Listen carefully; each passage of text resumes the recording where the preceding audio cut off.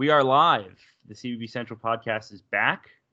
Kevin is taking a break from writing papers and stressing about finals for a little college basketball talk, which is always good. We got draft coming up. Plenty to talk about. I'm personally very excited because everyone's like, basketball is over as soon as the finals end. And it appears the Raptors are in control. They're up 3-1 in the series. I'm saying, but that only means like 2 weeks until U19. And then we'll have U20 European Championships and TBT and international trips. All of a sudden it's September. So I'm trying to look at things with a positive view, Brad. Partially that's because I'd rather think about literally anything but these papers I'm supposed to be writing. But otherwise, how are things? Have you been enjoying the finals? Not as much as usual, which is surprising because it's probably one of the most compelling final series that we had. But just for some reason, I'm usually once college ends, like the next day I'm college basketball that is, and I'm usually ready to jump into like the end of the NBA regular season. This year I just couldn't get into any NBA. I watched less playoffs than normal, and I've watched all the Elite Eight up games, like from the Boston, Milwaukee, and all those series up. But I just haven't been as connected as normal. But we have at least one finals game, if not three more, and then sneaky NBA drafts in 11 days, which I have never been less prepared for an NBA draft since like the Derek Williams, Kyrie Irving draft. Maybe it's been so long that I just I'm not super prepared. I feel like I'm under delivering for myself. I feel the problem with this year's draft is it's been so clear what's going to happen for obviously the first three picks are very locked in. I mean, 4 is where it gets interesting, and obviously things get very interesting with an AD trade. But it feels like someone's going to go with Zion. The Grizzlies are going to get RJ. Then either the Knicks or the Lakers might trade for AD. You mean Ja Morant? Yes, you're correct. I'm dumb. The Memphis is getting Ja, and then either the Knicks or the Lakers are probably going to trade out and try to get a star. And then from there, it's like, how much do we care about DeAndre Hunter and Cam Reddish and Doumbouya? There's some interesting guys, and I think every year you kind of talk yourself into some of these prospects, but I think from a college basketball fan's perspective, this draft isn't super, super intriguing. I mean, I think there's certainly something to be said for seeing guys like Carson Edwards and Grant Williams jump up boards, although maybe not with Grant Williams I've seen recently, despite draft Twitter's love with him. It's been interesting just kind of see what some of the star college guys have gotten in terms of their NBA feedback. But I think the NBA-ish conversation we wanted to have before we got too far into it was the Jalen Rose article, because I think it really applies to all levels of basketball. And his quote-unquote problem with basketball analytics, the title is in the New Yorker. And I thought, pretty interesting article. It was initially lauded by pretty much everybody because he said the buzzword, right, Brad? The buzzword of, analytics are just a tool in a toolbox, basically. And spoke to a lot of really interesting things about racial undertones involved with basketball analytics and some other things in there. But I think both of us kind of saw the flaw in the article that others didn't, maybe because others didn't read it. Yeah, so I was shocked when people were being so positive about the article, because I think in any other instance, if people said the things that Jalen Rose was saying, I mean, he would get lit up, right? I mean, he's saying things like he doesn't believe in analytics because he can't see them, right? He can see points, assists, rebounds, happening during the game, but he can't see the other stuff. He was talking about the kind of the shot selection part of analytics, kind of what a lot of people have fallen into, and we've talked about this a few times on the podcast, that people are saying you need to shoot more threes, and that's analytics. But no, the analytics are telling you to shoot more threes because of what the league average is from mid-range, right? So it's not that you should always shoot threes. It's a very simple, point per possession, right? Point per shot. If you're 1.5 times better or more from mid range than you are from three. You should be shooting mid range. It's not, and that doesn't also mean if you are better from three, using point per shot, that doesn't mean that you only shoot threes, right? It's like if someone, like you need more calcium in your diet, you don't only drink milk like for the rest of your life, right? You may have like an extra glass or two, but like you don't literally only drink milk, right? It's like a consideration. It's something that when you can do it, and it makes organic sense in the flow of the game, it'll get you more points. It'll make you more efficient. And then just I think Rose, he makes a very strong point about just kind of the whole analytic kind of culture. Like I refer to it as like the well actuallys, right? Like, I mean, he's a guy. He has a lot of experience, right? He might watch a game and make an observation, right? Like maybe the Celtics are playing really well in there with Jalen Brown, and then he'll get hit with well, actually, the lineup with Jalen Brown had a negative 2.7 net rating, and even though he had 20 points, they were better in with Tyson there, who had 2, because their net rating was 5, right? So I mean, I can see, especially with the racial dynamic there, where that gets frustrating, right? When you're getting well actually by people who don't have as much knowledge of the game objectively as you do. Right, and I think that's where it comes down, especially with, like, as Jalen mentions, the racial undertones. I think draft Twitter is very white. It's very young college kids and people a little older into they're into their 30s, I would say. It's not a lot of people who played a lot of basketball. It's people who can understand the math and say this is what's most efficient. And the tool in the toolbox argument is basically, I think it's correct. I mean, and no one's doubting that. I think Jalen's right. I think we would all agree that tool in the toolbox, and the best people involved in analytics, like Eric Haslam from Haslametrics, we're good friends with him, part of our Rockin' 25 vote. He says the same exact thing. I think his pinned tweet, I want to find it because it's very eloquent. And it basically says, digging the grave. Yes, exactly. His quote is, "Sports analytics is like digging a grave. 6 inches isn't enough. 600 feet is just overkill." No pun intended. I mean, it is absurd, like you said, to say if you're most efficient shooting threes, you should only shoot threes. And I can't imagine an NBA player who has played basketball all their life, been incredibly successful at every level of basketball, because even a player who was on the fringes of the NBA was incredibly successful in every other basketball they've ever played before. Like full stop. So a person who's been incredibly successful at any level of basketball they've ever played in, going on Twitter and seeing a 25-year-old guy who writes for whatever blog saying, "Oh, you're less efficient when you shoot this shot," they're going to think it's ridiculous. They're going to throw it out right away, because I look how successful I've been. I have a game plan in place with the coaching staff. I have a video coordinating staff that's in charge of this. I have all of these people who tell me, who gives me the analytics numbers I need to know in my mind. They give me what I want to know, and I try to put that to the best work on the court.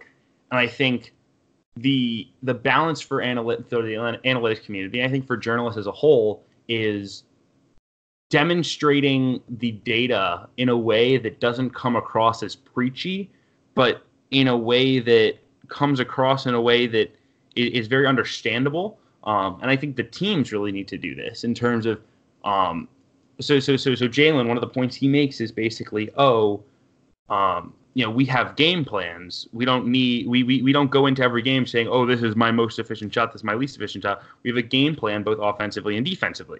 Well, you need to work those analytical knowledges into the game plan. I think teams are. So, for instance, we touched on it before we started recording, Brad. The Milwaukee Bucks, their offensive game plan, almost every game was to. I mean, it's a version of 4 corners. I mean, Dean Smith ran the thing. You're basically saying all 4 perimeter guys are going to try to maintain in zones, one on the right wing, one on the left wing, one in the left corner, one in the right corner, and then you're going to have Giannis, your star, try to use that to either get isolation drives, post-ups against in a mismatch, or straight line drives for all the guys around the perimeter, so that you're taking threes or layups. Like that's where it should be going. I don't think it needs to be explained in terms of warp or PIPM or any of these crazy analytics. You just need to translate the analytical knowledge of simple stuff, like you said, points per shot. You need to take that data and turn it into a game plan. And you turn it into a game plan, and the players will be like, yeah, this is a good game plan. It's working. So I think that's the hurdle that the basketball community has to get over.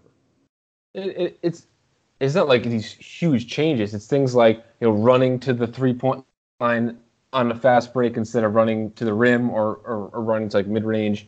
Running running off screens, having the screen set like a step back so they are behind the 3-point line instead of mid-range, like on a shot fake, instead of taking a step in with the dribble, take a step to the side. It's a very, very small stuff. Like you said, maintaining spacing, right? Like a big man on like a pick and pop, running to the 3-point line, so the foul line. Very, very small tweaks. Like we're not like reinventing the wheel of basketball here.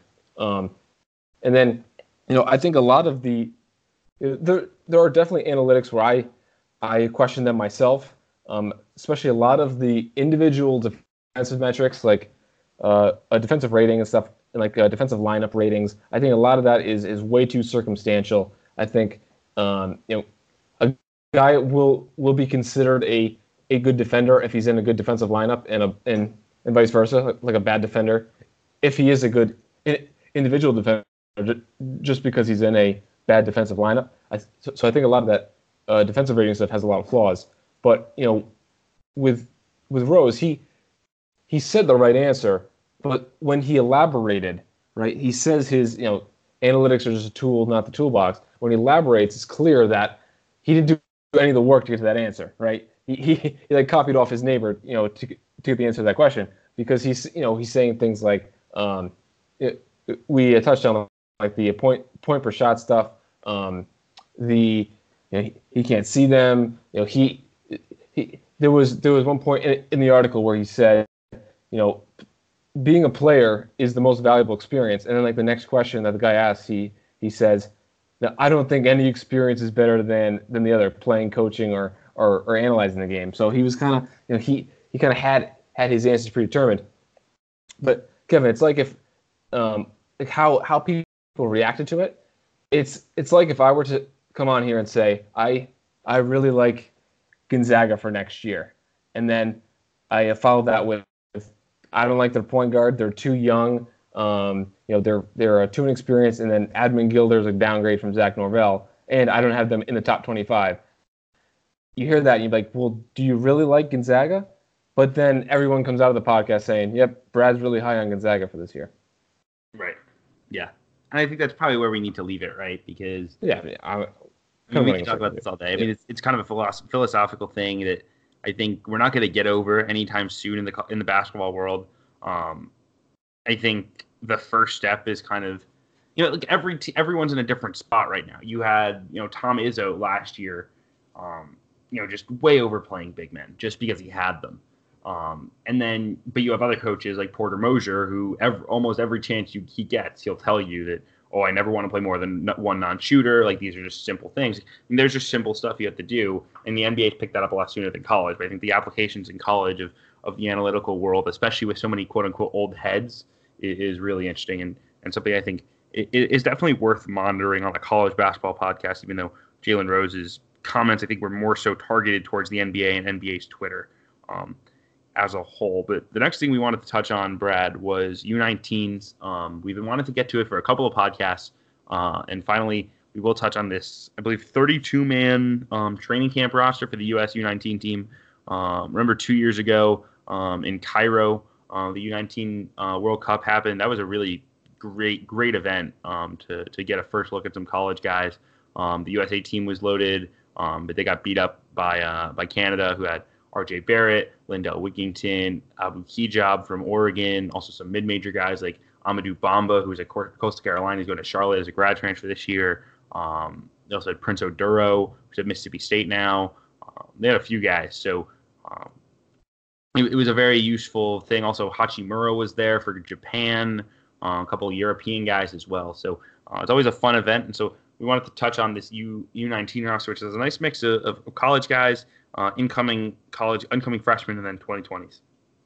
Yeah, so my understanding for how it works is you have 1 year where you have U17 and U18, and then the next year you have U16 and U19.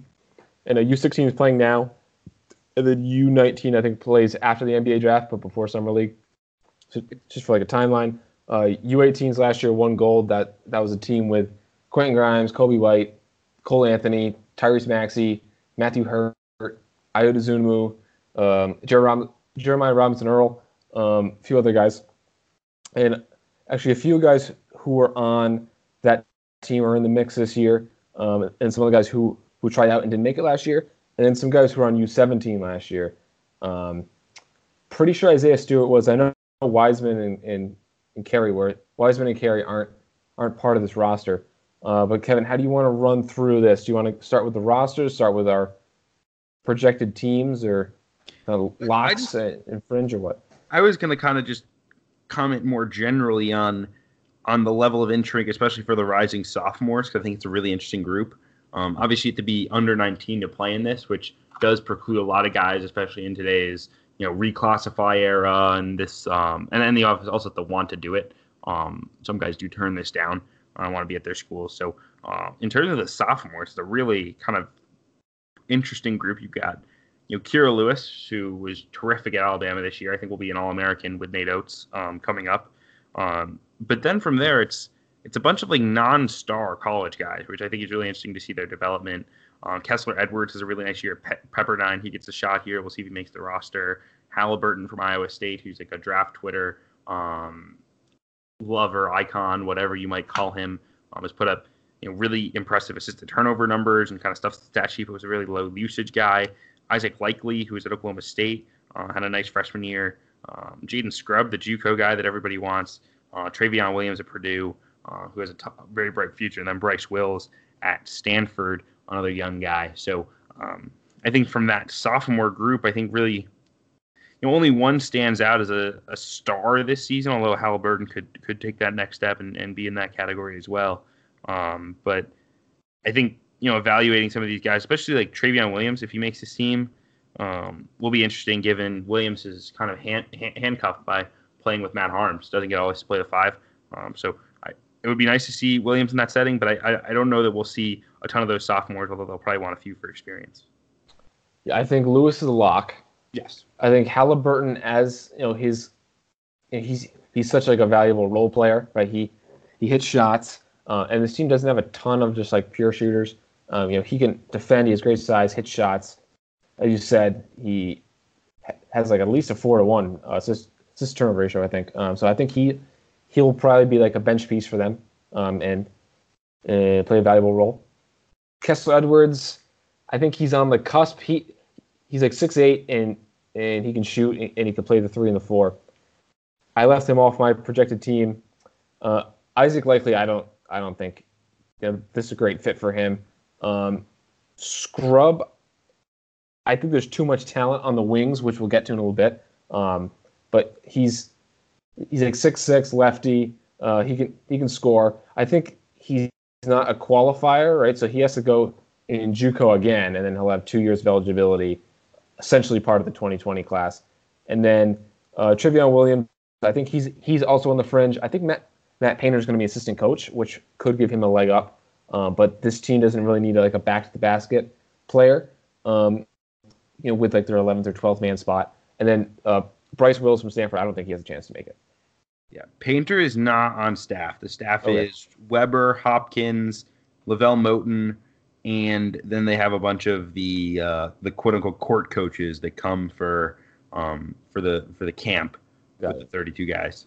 So no Painter. Noting the coaching thing though, you have to imagine that given Jaden Scrubb is being recruited hard by K-State, and K-State took forget what his name is. I think it's like Donald Sloan. He's like a point guard from John A. Logan College as well, and they're heavily recruiting Jaden Scrubb. I would be pretty surprised if Jaden Scrubb gets left off the team. I think he'll probably get taken there, and I kind of want to see him just because it's one of the. When else am I going to evaluate him? I probably will not watch any JUCO basketball this year, especially like John Logan College. So getting a chance to watch him in this setting would be really, really fun. Yes, very, very interesting point. We have a pretty strong crop of freshmen too, incoming freshmen. The one guy who's not ranked is DeJuan Gordon. The one guy who's not at least a top 75 recruit, maybe even top 50, is DeJuan Gordon, who's like I think top 150, like a 3-star guy. He's going to Kansas State, and Weber's the coach, so he has a interesting situation here. I think he's like a 6'3" kind of shooter type, right? Yeah, that's my knowledge. Yeah. So he'll be in the mix. The one freshman who I think is an absolute lock is R.J. Hampton. I wouldn't be surprised to see him pull out, right? Because he's going to play pro. So what does he really need to do this? But he would certainly start next to Kira Lewis in the backcourt if he chooses to play. Yeah, I would imagine RJ, if he wants to be there, will definitely be there because he's the best player there. In terms of locks from the rising freshman group, I think Isaiah Stewart's an absolute lock. Mike Hopkins is on staff. And the big man crop isn't necessarily. I mean, I don't see why Stewart wouldn't. I mean, he's as highly rated as all the other big men, if not higher. And then you have to combine in the idea with with the coaching staff fit, and I think it's a pretty much lock that he's on that roster. He probably winds up being the starting five. I think he probably starts over Travion Williams if Travion Williams makes it. Some of the guys like Hunter Dickinson, Evan Mobley, who's not. I don't know if he's technically a 5. You could play him there. Walker Kessler is a true 5 from the 2020 crop. But I would imagine that Isaiah Stewart is a clear starter at the 5. And then there's just this glut of wings and wings and combo forwards. I mean, you have like 2 guards like Casey Morsell, but then Williamson, it's going to Louisville, Romeo Weems, Rocket Watts is a 2 guard. There's like the 2, 3, and then small ball 4 spots are just loaded. Tom Watson's a 4. You mentioned DeJuan Gordon already. Justin Moore, I believe, is another guard. So I mean, they're the path to roster spots in those 2, 3, 4 spots is pretty difficult. Yeah, so I have for the incoming freshman, I have Stewart making it and starting, and his backup I have being Jeremiah Robinson Earl, who was the starting center for the U18 team last year. He's a real like new age, undersized, but he can space the floor. He's mobile. He's athletic. He defends. He rebounds. So he's a really strong role player. I think he'll make it. So I have those 2 for bigs. The other bigs that are in the mix in this freshman class, Onyeka Okongwu going to USC. From the limited I've seen, he kind of reminds me of like a smaller Bruno Fernando type. Like he can shoot a little. He's a powerful big man. I don't see there being room for him. And then Watson was one of my last cuts. I think he's an interesting combo forward. But we'll get to the 2020 class, which has a lot of really strong wing players. And the other 2 bigs in this class, Zeke and Jai going to Arizona, who's a stretch 4. I left him off the roster. I think with all the versatility that they have, I don't know if they really need a stretch 4. So that kind of position I didn't think was as valuable with this group. And then kind of similar with Eric Dixon going to Villanova. He's like an undersized physical 4-man, which, I mean, if they want like a physical presence, they kind of have that with Isaiah Stewart, but this would be like a small ball 5 potential, but I just didn't think he made a ton of sense on this roster given the amount of great combo forwards they had. Yeah. I mean, the 2020 guys, the only guys I really, really, really want to see are Cade Cunningham and Jalen Green. And I guess Evan Mobley as well. I would say those. I mean, those are the 3 best players in this class. I think Cade Cunningham's number 1. He's not ranked number 1, but I watched him play for Texas Titans one game when I was watching like the Twitch streams, and I mean, he is absurd. I mean, he's a guy who can run the show. He can play off the ball as well. He's very physical, game ready body. I mean, he is special. I want to pull his AAU numbers because they're just like literally absurd. Because he's playing point guard for his AAU team. People don't know if that's his position going forward. I know he was listed as a wing by John Gavoni um, in assembling the his projected roster. But yeah, his stats this year, he's averaging 25 points on 56% from the field and 37% from three, 6.5 rebounds, 5.2 assists on 2.9 turnovers a game. So I mean that is just scary stuff. Yeah, so I had those three, and then I had Scotty Barnes, who was also a top 5 2020, as four players from that high school class that I put on the roster. So just going through my projected roster in total, I went with a starting lineup of Kira Lewis, R.J. Hampton, Cade Cunningham, Evan Mobley, and Isaiah Stewart. And then off the bench, I went Tyrese Halliburton, Rocket Watts, who was on the U18 team last year, to provide some shooting and scoring. Jalen Green, Scotty Barnes, Jeremiah Robinson-Earl. And these last two spots were very difficult to choose from. I went with Isaac Okoro as like a wing defender, and then Casey Morsell to get a little more shooting and scoring in the backcourt. Yeah, I would love to see Morsell just because I want to evaluate him when I'm evaluate Virginia for next year, just because he's so important. But I'm projecting. I think Givoni's right that Halliburton, Lewis, and Hampton make it. I think Cunningham and Green are pretty much locked, so there's 5. I would definitely bring Stewart and Robinson-Earl and Evan Mobley, so those are my bigs. But I basically need to add in one more wing and 2 more like kind of combo forwards, or 3 more combo forwards to wrap up my roster. I think I would take Jaden Scrub because I know they're going to want to recruit him basically while he's there. I think Samuel Williamson, his versatility would be very valuable. And then I'll grab Isaac Okoro and Romeo Weems. Yeah, Romeo Williams was on the U18 team last year, so he'll definitely be considered.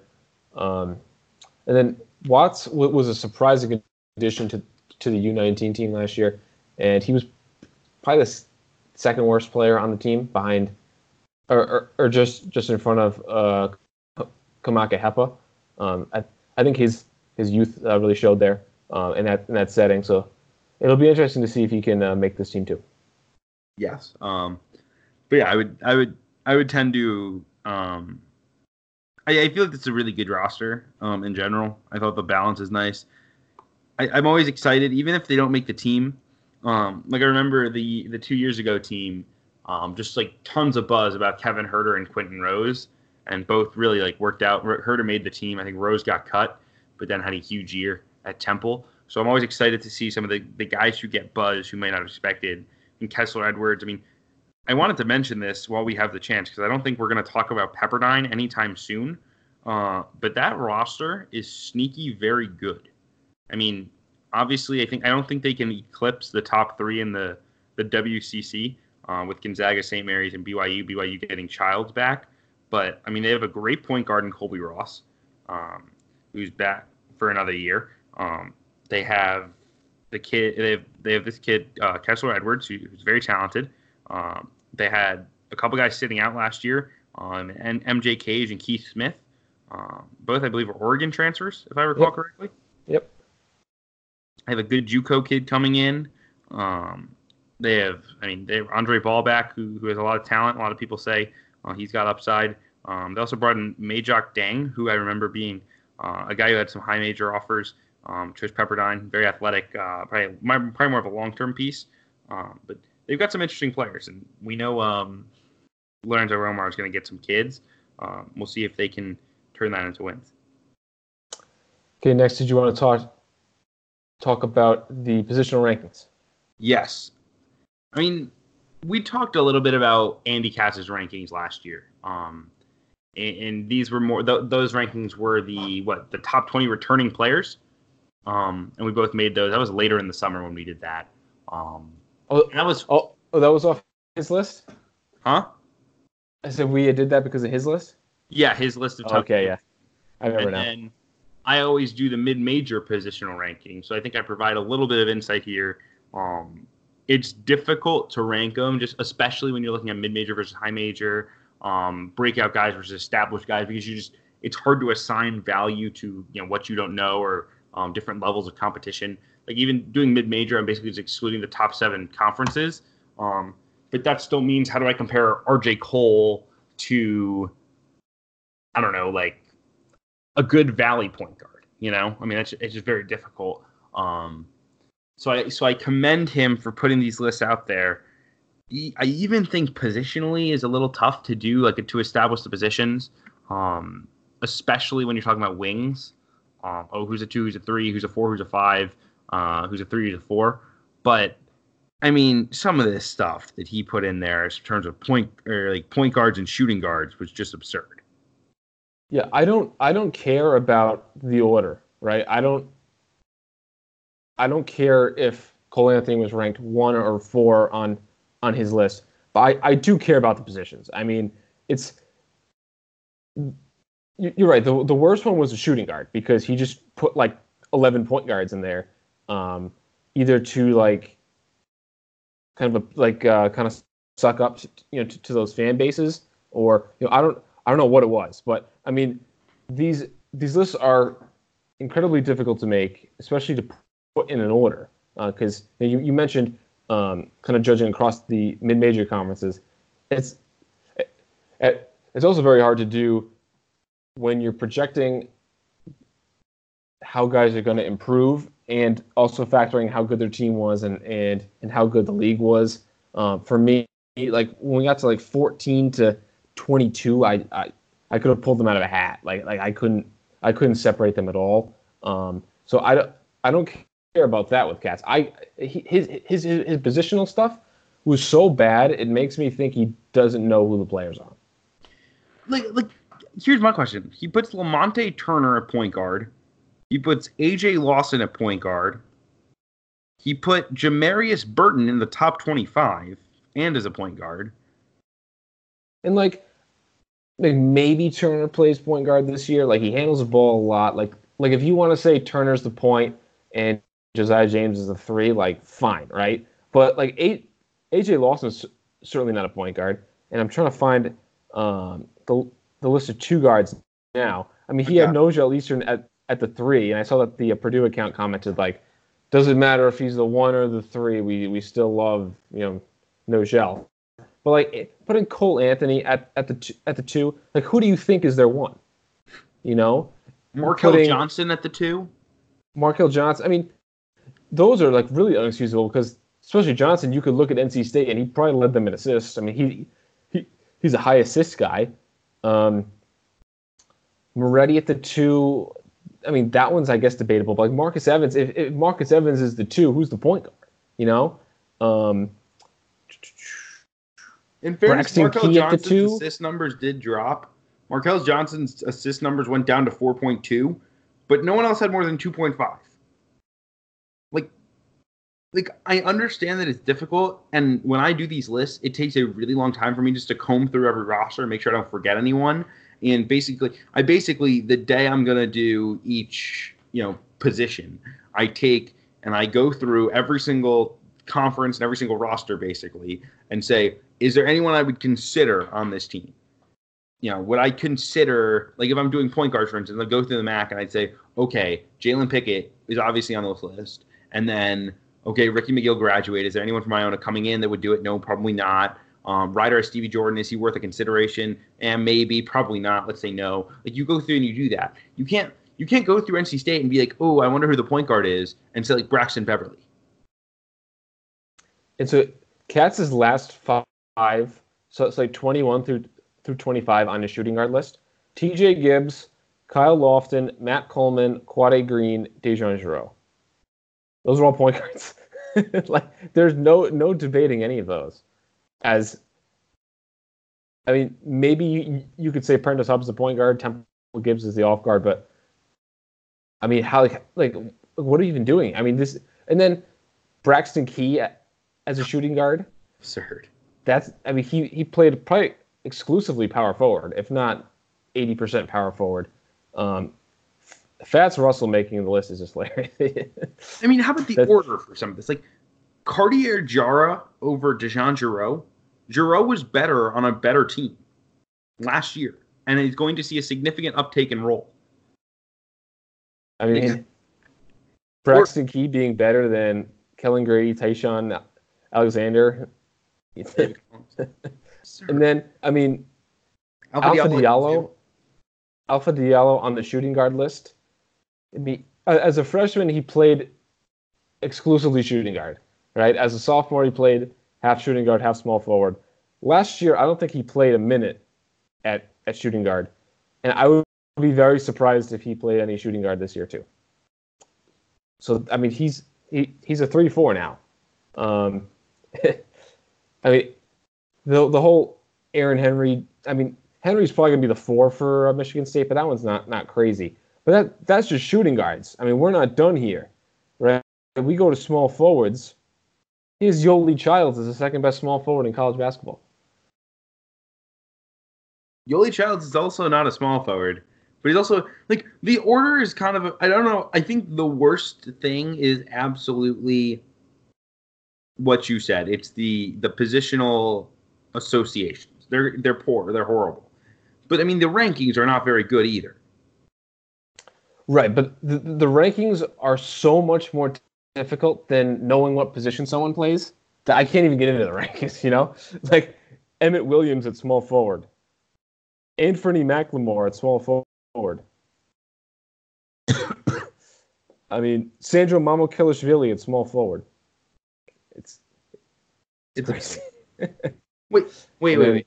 He actually put Sandro at small forward. Yes, he did. Did he play a second of 4 even last year? Oh, yeah, next to Gill. And like he'll probably play a fair amount of 4 this year. But there's no mistaking. Like there's some instances, you know, like Illinois' point guard, is it Frazier or is it Ayo Dosunmu, right? There's maybe like Wichita State's 3-4, is it Dexter Dennis or Teddy Allen? But then there's stuff that's just not even like you can't reasonably tell me that Sandro is a small forward. I mean, I think the goal of these lists, and like I won't be naive as I do these lists too, and I don't do it for a major publication that relies, I guess NCAA.com doesn't expressly rely on clicks the same way that others would. Although NCAA.com is run by Turner Sports, it is not run by the NCAA. It works on behalf of the NCAA. It is not the NCAA's own doing. But I mean, any website that runs on clicks, the goal is basically spread the wealth, make the rankings interesting. Everyone loves ranking lists, especially this time of year. You get it out there. I mean, I'm not going to say that I haven't done, okay, I've already had I've already had Jeremy Harris and C.J. Massenberg on the shooting guard and small forward lists. I don't need to put on Nick Perkins if he's fringe for the centers list. So let's get another fan base involved so another fan base reads my work. Like, that's understandable. It's mostly puff stuff, whatever. But, I mean, you got to have some semblance of reality in the positions and some of the spots. I mean, like Jamarius Burton, we were talking about early in the offseason. Is he even going to play? Like, they have 3 good point guards coming in, combined with returning guys. He didn't play any point guard. He didn't play point guard last year. No, he was like listed as a point guard as a recruit, and he's kind of in that Josiah James, Marcus Smart, David Nwaba role, where he's kind of like he has some point guard skill. He could play point guard for you, but you probably want him, being a glue guy off ball. And I think he'll play. But I mean, as someone who just made a top 25 point guard list, Jamarius Burton was nowhere close. Yeah. So and I think you're right. That was clearly just pandering to a very large fan base. There's the thing is, I will never, my rankings are never quote unquote pandering, but it's easy to get to that point, and that's exactly what I think a Jamarius Burton ranking at point guard would be. So, do you want to run through your point guard list, because it was miles better? I mean, we had some disagreements when you sent it along in our group chat, but it was miles better. So basically, I did what you were saying. I have a picture, or so when I make my top 25 team list, I did eight columns where I ranked Big East in order, ACC, so on, and then the 8th was mid-major plus A10. So I had like the best teams, and I just went through who's their point guard, wrote them down, made cuts. It took a very long time, and I'm not thrilled with it. It's inherently better than Andy Katz's because it has all point guards. And like there are a couple where like you could debate, was he the point guard, was he not? So basically, for me, I had a clear top like 8. So I didn't make any changes yet from what I've sent you guys earlier, but I went Cassius Winston, Trey Jones, Devon Dodson, Marcus Howard, Cole Anthony, Nico Mannion, Kira Lewis, and Anthony Cowan. So do you want to kind of critique that grouping there? I think you're absolutely correct that it's the clear top 8. I think you're a little high. I guess I think you're probably correct. I might flip Marcus Howard up to 2, and then Jones and Dotson, if only because Jones is proven to be flawed as a shooter, can't really create for himself, and Dotson I think got overrated a little bit during the draft process in terms of his value because he was so valuable to Kansas. People started to say how good he was, and obviously he has a chance to take a nice step forward, had some nice moments, but I mean, he's still not great at running a team right now. Obviously Kansas had a lot of different issues last year, but I didn't really buy him as like this amazing true point guard who could run a team. He's shifty, get to the rim, make his outside shot, make a good pass when necessary. But I still think he has work to do. I thought, Marcus Howard, obviously the passing is a concern, but just in terms of his overall scoring ability, I know people love to value the passing with point guard recruits and point guard players as a whole. I mean, but the clear best player on a top 15 team until the very end last year, consensus All-American, Big East Player of the Year, the scoring ability alone, he's probably going to be the leading scorer in the country this year.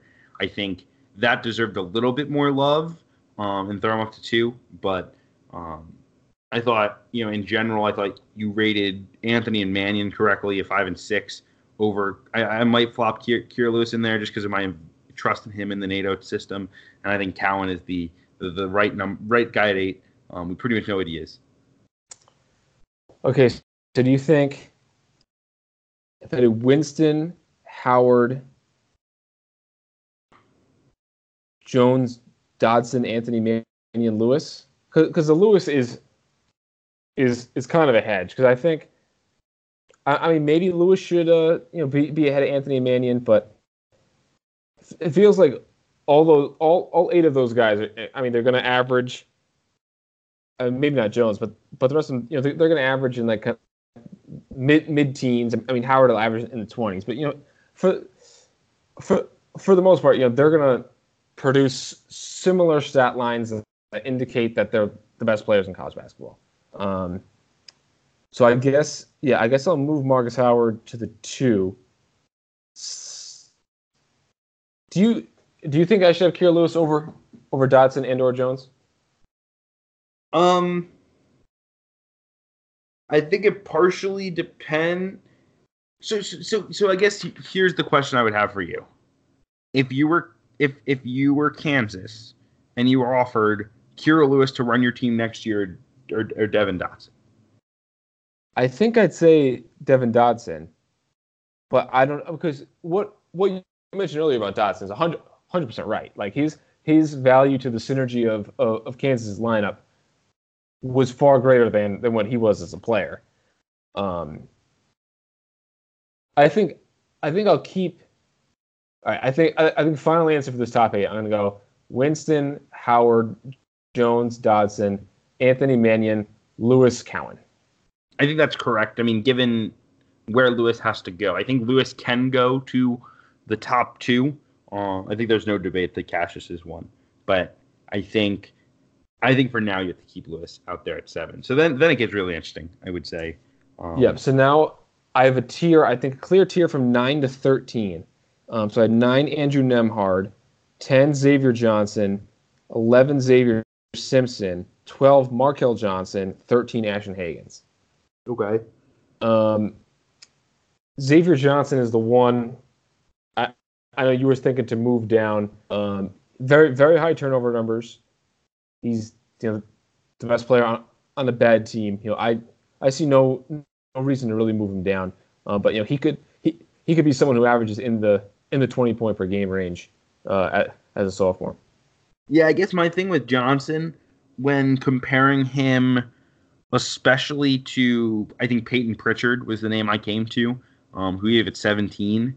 I thought, Peyton Pritchard has been a top 2 player on an NCAA tournament team, on a team that went to the Sweet 16. A guy who's established himself as, a very good point guard who can win. Xavier Johnson put up big numbers, but the ball was in his hands all the time. And there was a reason for that because it had nobody else other than Bryce McCallens, who was supposed to be in high school last year. I mean, I think Xavier Johnson's gotten a lot of draft Twitter love. I think he's really good. I just think in terms of proven, in terms of showing you can do it against against the highest level and winning as a result of it, I thought maybe bumping him down, bumping up Xavier Simpson above him, bumping up a Markel Johnson, bumping up a Peyton Pritchard, guys who brought teams to NCAA tournaments that had a lot of success. I thought maybe moving Xavier Johnson down to maybe that Jordan Bohannon, Trent Forrest, like Halliburton, McKinley Wright range was more appropriate. Yeah, I think I agree with that. I had a tough time with Xavier Simpson and kind of Halliburton too, because I mean they're not big scorers, but they're extremely valuable. They defend. They do a lot of things well. But that scoring number was noticeably low compared to the competition. Then, what are your thoughts on Ashton Hagans? I mean, he's a guy who probably the clear starting point guard, although they have a very compelling backup option and quickly. He's not a great scorer, not a great shooter. In his defense, when he was on, his defense was awesome, but his defense wasn't always on. And so this is former top 15 recruit betting on him as a sophomore. Where would you slot Hagans? I mean, Hagans was the defensive player of the year in the SEC. I think he was a really good defender almost all the time. I was seeing it because that was the impression I had, that he was very, very physical. He would get up in a guy's airspace, but I was seeing a lot toward the end of the season people pointing out defensive lapses and kind of his defense kind of deteriorating. I didn't know. I mean, maybe that's a minute draft Twitter thing, but I think the way I would frame Hagans is like being the starting point guard at Kentucky says something. And while I think offensively you would take literally everyone on the list behind him, above him, based on what you saw last year. And obviously I think there's room for improvement. I think just the defensive impact combined with the impact on a blue blood does deserve a ranking. Like you said, it's just so tight in these margins. I mean, it's tough for me to say, McKinley Wright, for instance, is better than Ashton Hagans because we know McKinley Wright can score. And while I don't know that Ashton Hagans would have been efficient at scoring the ball if you just placed him on like an NIT high major team. Like if you sent Ashton Hagans to Utah and you said, you're the point guard, run the show, what would he look like statistically? Probably semi-inefficient, less good defensively because he'd have less energy, but he would score a bunch. And people would say, top recruit doing exactly what he's supposed to do, doesn't have enough talent around to make the tournament. Agreed. Yeah, I was impressed with Hagans' vision too, especially early on in the season. I think he'll be really good. So then the rest was a jumbled mess for me, but I'll go with the next 5 guys I had. 14 Malachi Flynn, 15 Jordan Bohannon, 16 Trent Forrest, 17 Peyton Pritchard, 18 Davide Moretti. We talked about moving up Pritchard. I agree with that certainly. But what did you think about Malachi Flynn, who was a guy I had a hard time placing? Yeah, Malachi Flynn. I mean, the production really speaks. You know what I mean? Like at some point you have to value a guy who in the Mountain West, or not the Mountain, who's playing in the Mountain West this year, who in the Pac-12 was as good as he was. He averaged legit 16, 4 assists, shot the ball at a decent clip. I mean, he's very good. I think he's probably properly rated for you. Again, I think like Peyton Pritchard and like I think Peyton Pritchard was the guy you just kept too low, so I'm going to say he's better. But then, like, it's a question of what you value. Like, if you value running a team, not making mistakes, and, like, some solid shot making, you should probably have Moretti, Halliburton, maybe like a John Axel Goodmanson who kind of runs a team. Obviously, he shoots the ball more because he has to. Like, you value those guys over Malachi Flynn. If you prefer, like, the scoring point guard type, you're going to favor Flynn. I think because we already favored Marcus Howard, I think Flynn could be the Marcus Howard of the Mountain West, and I'll say that he's properly rated. Okay, and then Jordan Bohannon, he might not even play this year, so I might start the list with a caveat, like player 26 moves in, if and when Bohannon can't play. Forrest was tough. I'm a big Forrest guy, but he doesn't put up the numbers, but he's a very good defensive player. And I think 16 is probably right for him. Pritchard, we're moving up. Bohannon, I'll move down a little bit, anyways. His numbers, specifically his assist numbers, were a lot lower than I would have thought before making the list. And then Davide Moretti is a tough one because he's a high IQ player, but he wasn't in a position that he had the ball all the time, which he could be this year. So that kind of scaling up of his game will be interesting to see there. Yeah, I'll buy that. I think you have one glaring missing guy. I think you know who it is, Brad. Well, before we get to my people I left off, I'll just run through the last 7 guys too, and we can comment on those. But Tyrese Halliburton at 19, McKinley Wright at 20, James Akinjo at 21, John Axel Goodmanson at 22, LaQuincy Rideau at 23, Chris Likes 24, and Quentin Gooden 25. So now those are the guys I think Halliburton, Wright, and Akinjo I would definitely keep on there. But the other 4 guys, if you felt strongly about one of the omissions being on there instead, I would be willing to make a move. I think for me, the one guy that does not belong is Quentin Gooden. Okay. Like, to me, like, he doesn't shoot. His assist to turnover ratio is not so spectacular. I think the idea of Quentin Gooden is a lot better than the actual Quentin Gooden. Right? Like, yeah. It's like super athletic point guard who has decent vision and can get to the rim, but like he doesn't shoot, but he takes a lot of threes. Like he upped his volume last year from 1.8 threes a game to 4.5, and he shot the same 30%. And by doing so, basically wrecked his offensive efficiency in the process. I am not a big Quentin Gooden guy. The guy I'm gonna put on there as my point guard is Jalen Pickett. It's one of those things where it's a little biased, but at the same time, his statistical profile is such that he's at least deserving of consideration. I mean, he averaged 16, 5, and 7 assists, 2 steals, 1 block, 3-to-1 assist to turnover, or basically 3-to-1. Shot the 3 pretty decent, 35%. And now he's going to get surrounded with a lot more talent. They just picked up Gary Harris.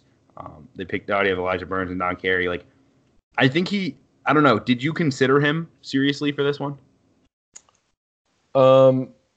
Not really, because because Siena wasn't on my list of teams. Mm-hmm. I was gonna go back and kind of comb through all the mid-major point guards, but then I couldn't really I couldn't figure out how to compare like Grant Riller to Quentin Gooden, so I just kind of said, all right, this is probably good enough, because I have 4 high major guys. Okay. That I think coming in I thought I would have included. I just want to get your thoughts on these 4 too. Remy Martin, Temple Gibbs, Brian Tyree and Dejan Giroux. And I think if I had to extend the list, I would go 26 Remy Martin, 27 Brian Tyree, 28 Dejan Giroux, 29 Temple Gibbs. Interesting. I think Giroux I would put on there absolutely. Just because I'm betting big on him being awesome this year. And he was like very good this past year. I would also replace Chris Likes with Remy Martin. Because, I mean, if you think about it, they're both kind of that undersized guard who can create a shot. But Remy Martin's the better passer. He can run. I mean, I think he probably runs the team a little bit better as well. Takes care of the ball. It's not like, I mean, Likes put up big numbers, but it was on a pretty bad team. So I think I would replace Chris Likes with Remy Martin. Okay, and then you still think Pickett over Quentin Gooden? I don't know that you need to rank Pickett. I just think I think in general Pickett deserves a discussion on this list. I think Grant Riller, who you mentioned, is also an excellent candidate. Trying to just think through some other mid-major point guards who deserve some consideration. That's difficult. If Bryce Aiken is your point guard, if Bryce Aiken's the point guard for Harvard, I think he deserves something. I mean, he was so good down the stretch.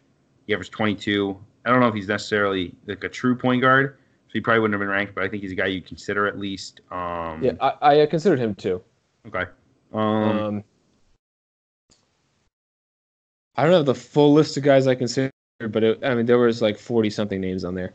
But yeah, I think generally you did a pretty good job. I don't know a ton about I didn't watch a ton of Ole Miss last year, so I don't know. Brian Tyree, is he better than Martin or Giroux? You think? I would say he is. Or he really benefits from being in a backcourt. Go ahead. No, I was just saying or is he better than LaQuincy Rideau or John Axel Goodmanson?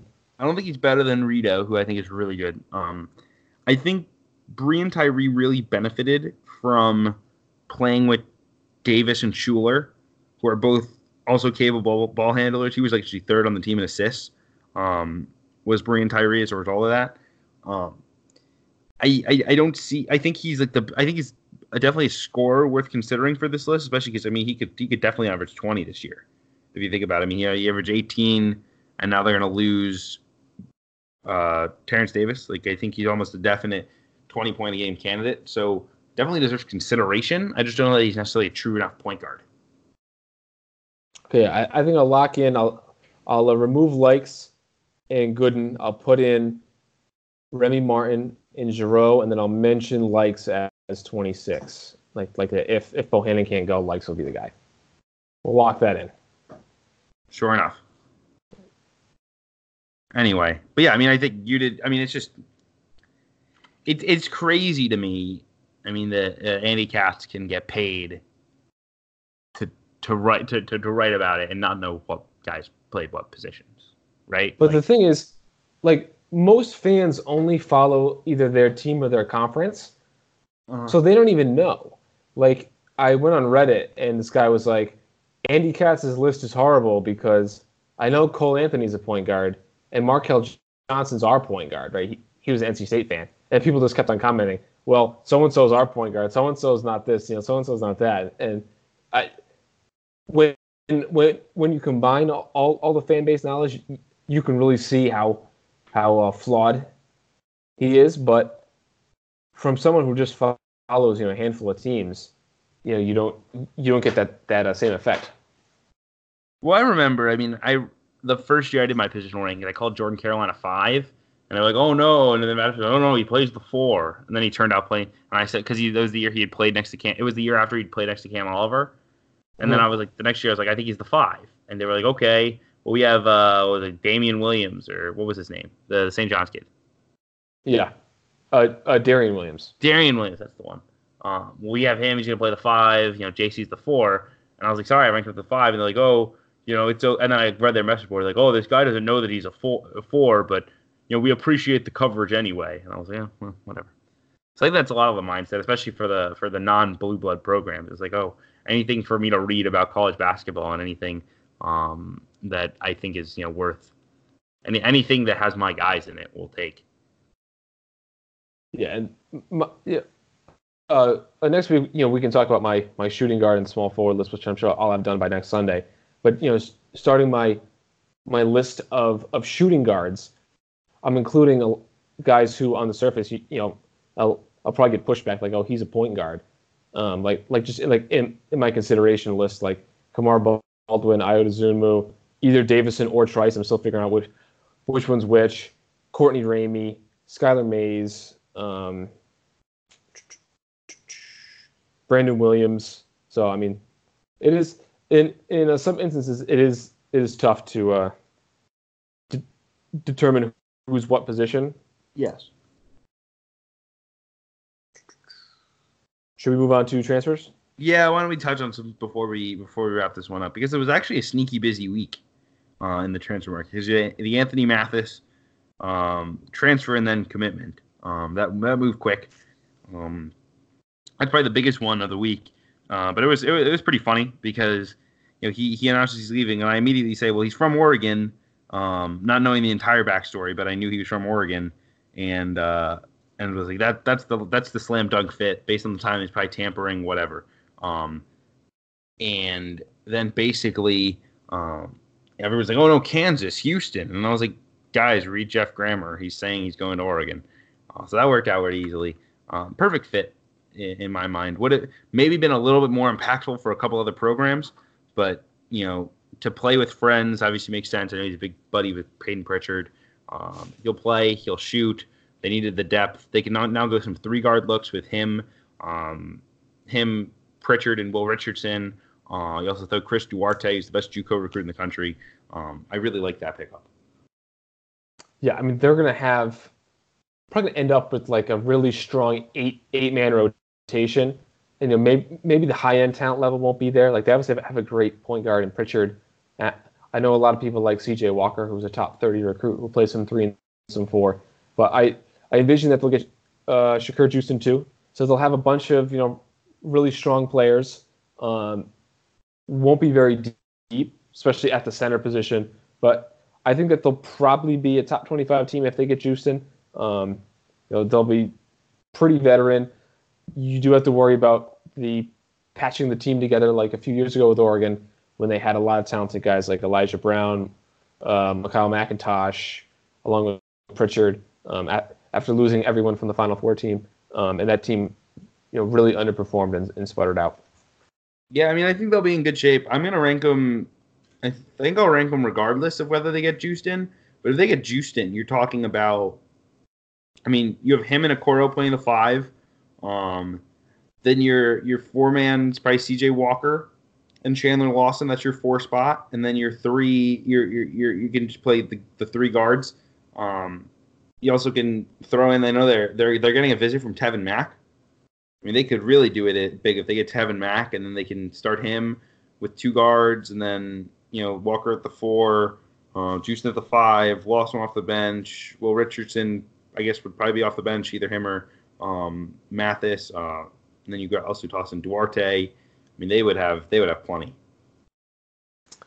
Yeah, I mean, between them, Arizona, and Washington, I think a clear 3 is starting to emerge at the top of the Pac-12. Yeah, you don't have to sleep on USC either. I mean, I don't think they're as good as that tier. I think they're definitely a tier below.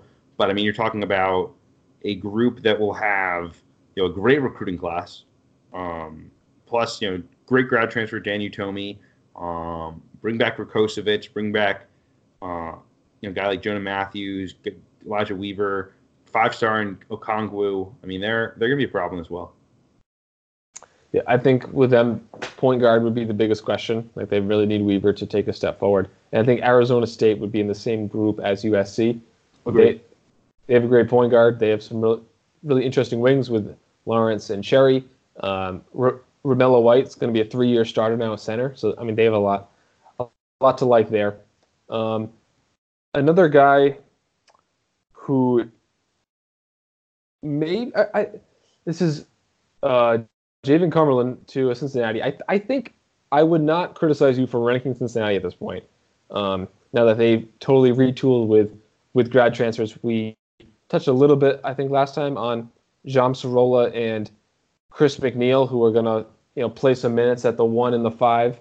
McNeil at the 1 and Sorolla at the 5, giving them some veteran presence to kind of replace the departures of like Logan Johnson and Halil Nazemi and Niger Brooks. But I think Cumberland's a really interesting ad because Cincinnati could have a really, really interesting small ball lineup, right? With both Cumberlands, Keith Williams at the 4 and Trey Scott at the 5. Or I wouldn't be surprised if they just roll both Cumberlands out in the backcourt and have Williams, Scott, and Sorolla and have them kind of split the point guard duty. Yeah, I would completely agree. I think Javen's not a ball handler. I mean, I know he had 3 assists a game, so people were like, "Oh, maybe he's a secondary a secondary point guard option." He's not. I mean, he's a shooter. He's a good ball mover, but he did not run the show at all for Oakland. But I think Jaren would be the point guard in those lineups. You put him on the ball, you let him dominate it. You just have this good spacing. It'll be interesting to see what that combo of Chris McNeil, who could be that Kane Broom type, and then Mika Adams-Woods, who's more of a true point guard. Definitely a guy who could score, but a guy who really stuffs the stat sheet. They also have Jeremiah Davenport. They had the 2 guys redshirting this year as well, who I think could factor in the rotation. Maybe giving you some small ball minutes, especially depending on how good Soroya is, because you're talking about. I know Prince Gilliam was a guy who put up very good numbers on the EYBL circuit, and then was a 2019 recruit, and then reclassed up to 18 to redshirt. He's an interesting guy, as well as Nicole Hardnett, who I believe is from the DMV. So they have some interesting pieces. I don't think you should rank them just because I think the pieces around Cumberland, if you look really close, aren't that good. Is there a single piece other than Jaren Cumberland on the team that you say is all conference level in the AAC? I mean, I really like Keith Williams. I don't think he's all conference level. Right. Meaning like a top 10 player in the league, no, right? Because I mean, Wiseman, Achua, even top 15. I mean, Keith Williams can't shoot, and Keith Williams can't shoot, and he's a physical 3 is what he is. I mean, I think he's a probably above average starter. I think Javen Cumberland might be an above average starter. Their strength is in their depth, and I don't know how strong that depth truly is yet. So I think I would not rank them, but I think they're a definite tournament team. If there was any doubt before Javen Cumberland commits, now they're in. Cool. Then another team who most people have in the top 10, I do as well. Texas Tech. This happened a while ago, but we haven't really touched on it, I don't think. And that's Chris Clark. Just such a perfect fit in the front court next to Holyfield. And now Texas Tech, really patched together this roster. They have some really interesting guards, like we mentioned, Davide Moretti earlier. Kyler Edwards will be on everyone's breakout list, and they have a really strong top 7 or 8. Yeah, I mean they're done recruiting. I think they're not actually full, but I think they're pretty much done. I got one more guy, but they're in good shape. I like Chris Clark a lot. They'll start him with Holyfield. Then there's Tyreek Smith also in the mix up front. He's a guy who's very athletic. Could kind of provide the Tarek Owens type impact, and then you throw in Kyler Edwards, who you mentioned is a breakout guy, and then I mean all this backcourt talent that's coming in. You have prep school guy in Clarence Nadolny, 5-star James Ramsey combo guard, Terrence Shannon, big physical wing, Kevin McCullough was a guy that they loved, and then he redshirted last year. You're like a mid-year enrollee, so I mean they have a lot to work with, especially in the backcourt. Very exciting group. I think we probably have touched on them by now. But even if we haven't, I think it's worth noting. I think I'm going to be higher on Texas Tech than consensus. Okay, next, I think the last kind of really impactful grad transfers recently relate to Arkansas, where they get Jimmy Witt from SMU to upgrade their point guard spot, or and maybe he'll play some with Jalen Harris, but they're both not shooters. But I think Witt, surrounding with 2 guys who are great shooters in Isaiah Joe and Mason Jones, is very interesting. But then Isaiah Moss, who looked to be their starting small ball 4, he reopens. People think Kansas, with any wing who could shoot the ball, who's out there. I say Kansas, Houston, Michigan are the big three who need a guy in that mold. And I mean, Moss would just be a perfect fit for Kansas. And then there's also rumors that maybe Kerry Blackshear joins Arkansas, which I don't know if that makes Arkansas a top 25 team. I think that definitely puts them as like a nice tournament team. I think top 25 would be too high for that. Really patchwork roster. I thoroughly disagree. Oh, really? I think you absolutely have to rank them. I mean, you think about Kerry Blackshear. He's what, a top 10 big in college basketball, if not better. He's probably close. Yeah. I mean, he can pass. He can step out and hit a jump shot. He can block a couple of shots. I mean, he fits perfectly in the Arkansas system. I mean, and then the backcourt, you're very experienced. You're talking about Jimmy Witt, who can run a show. He's physical. He can defend multiple positions. Obviously, losing Moss stinks, but Isaiah Joe is a guy everyone is talking about as a breakout candidate. Can really shoot the ball. You also have Mason Jones back with an excellent year out of JUCO. Potentially Desi Sills, who I still think has pretty good upside in the backcourt as well. Then they can play John Cilia at the 4, and then who's kind of would be a kind of perfect fit there. Another great spacer, kind of a face-up 4 type, and then you can go with your big guy in the middle, Kerry Blackshear. Reggie Chaney off the bench is your first big. I think that's pretty clearly. I mean, given what we have to work with in the top 25, a team that has a big as good as he is, a backcourt that's that good, with a coach who's going to deploy them in a way that I think makes a lot of sense for the roster. I don't know. I think it's just a slam dunk. So we're on opposite sides for that one. Here's a question. Real quick. Because I tweeted this at Rob Doster. He didn't actually reply. He just retweeted it, which was kind of annoying because I was actually questioning it. Was before they lost Isaiah Moss, I said he said he said I'd love to see Blackshear on Tennessee. That team would be super impactful, and I said I think Arkansas would be more impactful because I think Arkansas's guards are better than Tennessee's guards. And I think obviously losing Moss puts a bit of a damper on that. But would you take like Witt, Joe, Jones over Bowden, Turner, James? I think I would take Witt, Joe, Jones. Okay. That's what I thought as well. It's very close. I mean, I think probably James, Bowden, Turner is probably a better defensive lineup. Arkansas clearly has the shooting there. It's tight. Yeah, it is. It's very, very tight.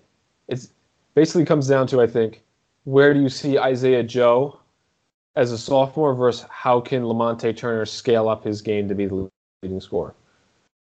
Yeah, I'll buy that.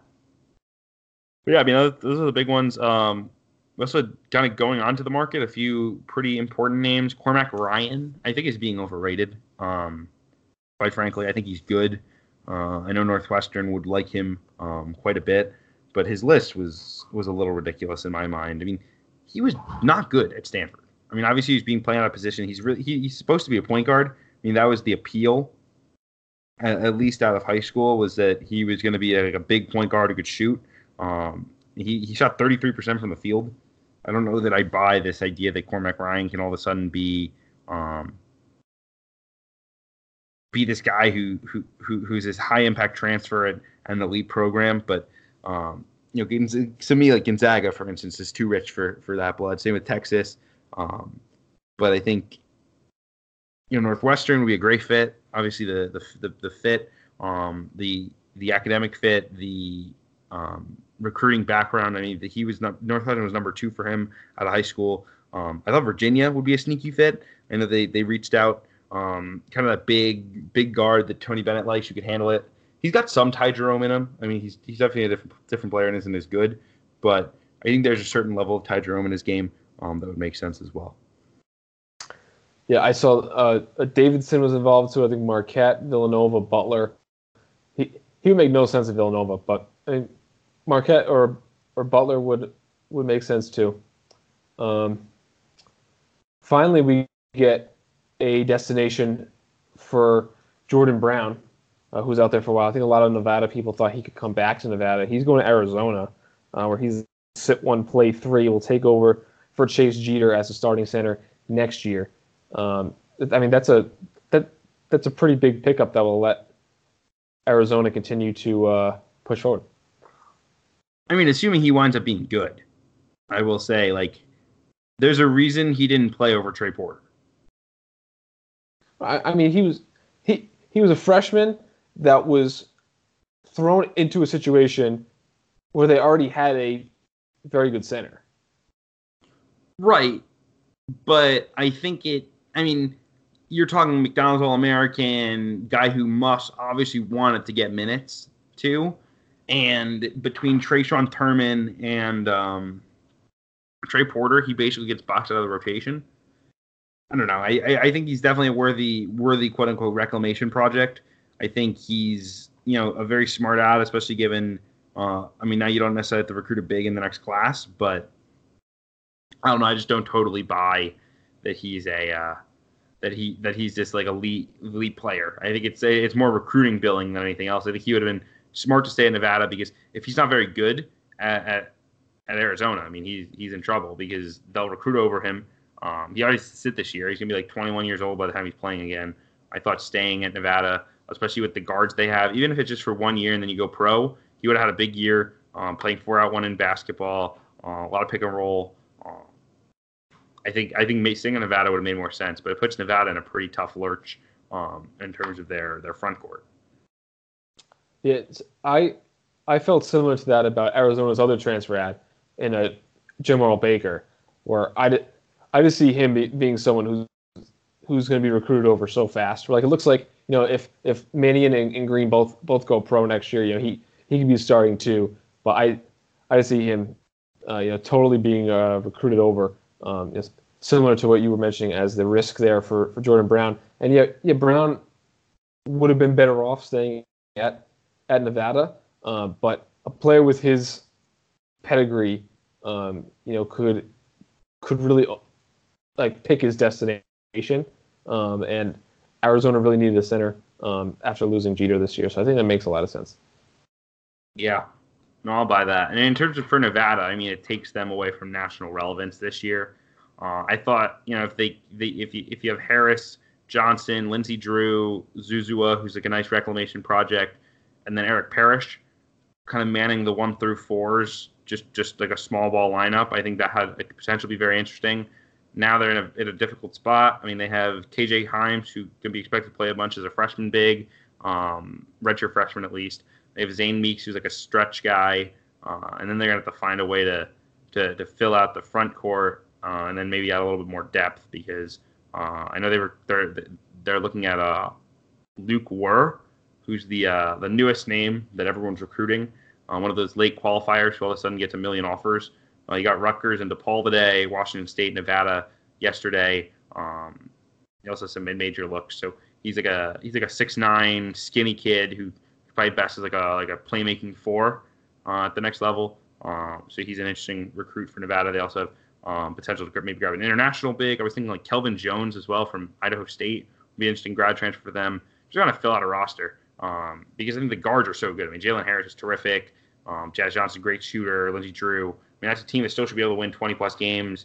Probably not quite an at-large team, but, top 75 I think is reasonable. Yeah, I would agree with that. And do you think that there's any chance that Warren Washington gets a waiver? In terms of distance, it's way too far. He's from really, really far Southern California, but which is not close enough to Reno to get a waiver. You never know anymore, I think, with a lot of these waivers, because I mean, everybody's applying for one. I mean, the one waiver that Quinn at least trying to get is just absolutely absurd. So there's 2 people who I'm on waiver watch for, definitely. One being J-Ram Brooks, who's from Washington. He's going from USC to Washington as a sit 1, play 3. I'm not sure. I mean, if he were to get the waiver, I'm not sure how big of an impact he makes. He might not even play with Isaiah Stewart, and then they have two other centers, and Timmons and Penn Johnson. And then at the 4, they have Hamir Wright, and they could slide Naz Des Carter down there. So I'm not sure if that's in his best interest to get a waiver. The other one has not said he's transferring, but he's taking a leave of absence. That's Donnie Tillman from Utah. According to his Utah bio, he's from Detroit. I Googled Detroit to Ann Arbor, 50 miles. So maybe Donnie Tillman could fill that void on the wing for Michigan. Yes, the question is, I mean, if you wanted to just transfer and go home like a Heron situation, I wonder if you would have seen that versus now he says I think he just wants to take a year off from school. Correct? I believe that's what I read. He was just going to go home. That's what it said. But I mean, he was one of the last people to withdraw from the NBA draft. So unless his mom got or I think it was his mom who was sick. Yeah, mom. Got sick so recently and within the last 2 weeks. I guess he figured if I could make the NBA, we would have more money for the medical bills or something. I don't know. But yes, if you wanted to read between the lines, he could go to Michigan, play a lot, and leave Utah. We don't know if that's going to happen though. But that is interesting. Any other transfers that happened this week? I feel like there was. So we briefly touched on Quinterly. Was off to Alabama. With the assumption that Lewis is a 2-and-done. I mean, if he gets the waiver, he's not going to play this year. I mean, they have Beetle Bolden, and they have a veteran perimeter, right, with Petty and Jones, and they have Rojas from a JUCO who they just got. I don't think he'd play much. I think it's more of like a recruiting tactic. Like, oh, we'll try to get you a waiver. Like, we want you to play. We think you're a huge part of the program, etc. Than it is, oh, like we actually need you in the rotation. And I mean, he could take Beetle Bolden's minutes, but I don't know if he's better than Beetle Bolden. No, I think Bolden as a senior is probably better. The last one from this week was 7th Woods going to South Carolina. They say he's going to walk on this year, and then the reasoning I saw was he was going to be a walk on to potentially grad transfer if things didn't go well, but he could do that anyway. I think, like what Chris McNeil did. So I don't really see how that's relevant, but. Well, I think the idea is that there was other places I think he wants to be home. He can get the scholar. He can pay a lot less money in tuition if he's at home in his home state at the state university. So I think that's the idea. Is like it's biting off less, if you will. I think he's gonna stay at South Carolina more than likely. I think it's the right fit. Did you think about Jair Bolden? They'll graduate. I know they're kind of using the mess. Or Jair Bolden won't graduate. He'll be a senior the year that 7th Woods. I was messing up my math, but they're gonna need someone at point guard. I mean, the whole problem really for South Carolina has been getting a point guard since they lost Dozier. I know Dozier wasn't necessarily like a true point guard, but between him and Thornwell, it was enough to run the show. And then they had like Rock Felder in there at times. I think since then, I mean, it's just been a motley crew. You had Frank Booker was handling the ball some. Hassani Gravett, Wes Myers were in there, and then that 27-18 team, and you get to steer Gravett's back at point guard. Trey Campbell did some things for them. AJ Lawson led them in assists actually, but he's not a point guard. So yeah, they've been trying to find that guy. Maybe 7th Woods is. Maybe 7th Woods is. 7th Woods. The whole thing is like 7th Woods. His whole appeal was his athleticism, and like he just hasn't deployed it functionally offensively. Like he's a good defender and he's a decent passer, but like he just can't. He doesn't do anything explosively offensively. He had like no confidence. Yeah, he was like a game manager. And it's interesting that Woods has to take the walk-on spot because earlier this week they filled the last scholarship with a grad transfer center, and Micaiah Henry from I think Tennessee State, either Tennessee State or Tennessee Tech. He averaged like 10-5 I think last year. So I guess he'll split time at the 5 with Kotsar.